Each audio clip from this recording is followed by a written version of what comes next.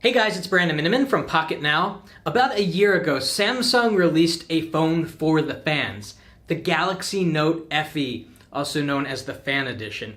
And undoubtedly, this is one of the most beautiful phones that you did not buy because it wasn't available in most markets, but you could get it on eBay for about $820, and you would have it imported from South Korea.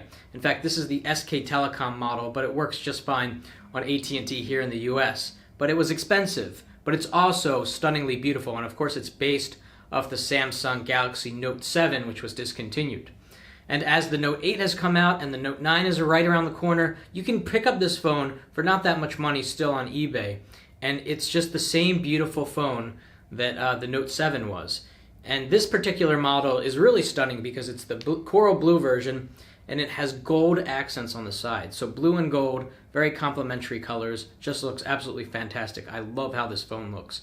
And it works really great still. It's got a super fast processor, plenty of RAM, nice big battery that's a little bit smaller than the Note 7, but still plenty capable of getting you through the day. So in this video, I wanted to take a look back at the Galaxy Note FE Fan Edition. So this phone actually has really good specifications, even for today's standard. The hardware is based off of the Note 7, as you can see, but the specifications are that of the Galaxy S7 era phones. So you've got the Exynos 8890 octa-core processor, 4 gigs of RAM, 64 gigs of storage, 3200 milliamp hour battery, which is down from the Note 7, but still plenty to get you through the day.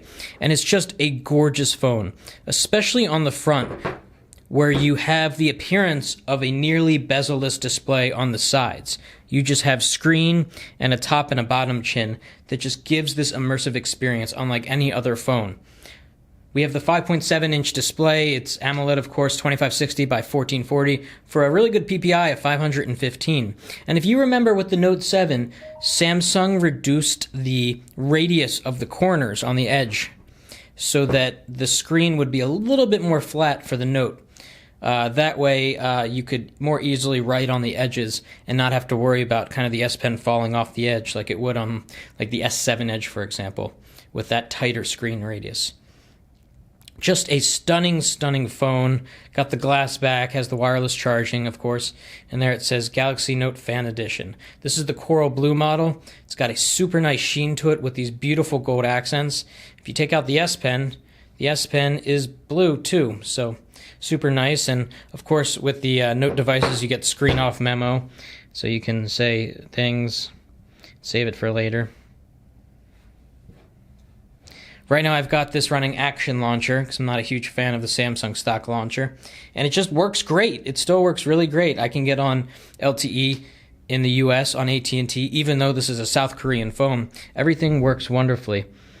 And if you go into software information, you can see that this phone is running Android 8.0, unfortunately not 8.1. And you know, Samsung isn't really doing a good job updating the Note FE. I just got a software update today actually, and it's for the April 1st security patch, and it's already July, so you know, this isn't a phone that I think Samsung cares that much about. It was a phone for the fans, hence the name Fan Edition. But you still get all of the really cool S Pen stuff, like this little hovering thing where you can create notes, you can do Smart Select, you can write on the screen, or you can add shortcuts for a variety of things. So you get the utility of all the S Pen functionality, plus you could use this as another form of input, kind of like a mouse, just to navigate through the UI. I mean, it works really, really well. And it's just a beautiful, beautiful phone. I mean, look how immersive it is. If you look at it straight on, it doesn't look like there are any side bezels.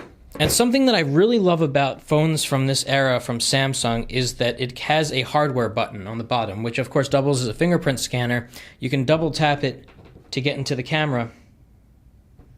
And plus you've got the recents button on the left and the back button on the right. So you're not taking up any screen space at all for on-screen keys. The downside to that, of course, is that you cannot switch. If you like your back button on the left, well, you're stuck with it on the right. You can't change it with software. But the upside is that because there are no on-screen buttons, you really get to maximize all 5.7 inches of this screen. And you really want to do that because this phone is just so gorgeous. I mean, look at this thing. Turned off, it's even beautiful. We've got the always-on display. We've got the beautiful gold accents. On the color wheel, blue and gold, or blue and orange, are complementary colors. So this is just a perfect match. On the bottom, we have a kind of quiet speaker, headphone jack, and USB Type-C, which is nice. One of the early devices from Samsung to have USB-C was the Note 7 and then the Note FE. Just a really beautiful device. You can still get it on eBay. They're still pretty expensive because they didn't make that many of them, but you still have to import them from Asia if you really want this phone. Although you might be able to get one used for not that much money. So that's the Note FE.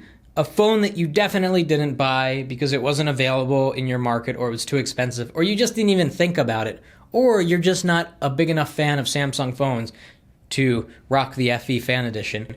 But nevertheless, definitely one of the most beautiful phones I think ever made. It's just a stunner, and it's really a shame that the Note 7 couldn't survive. So I hope you guys liked this video.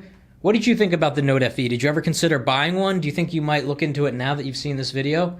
Are you looking forward to the Note 9? Let us know in the comments, and thanks for watching. That's it for now.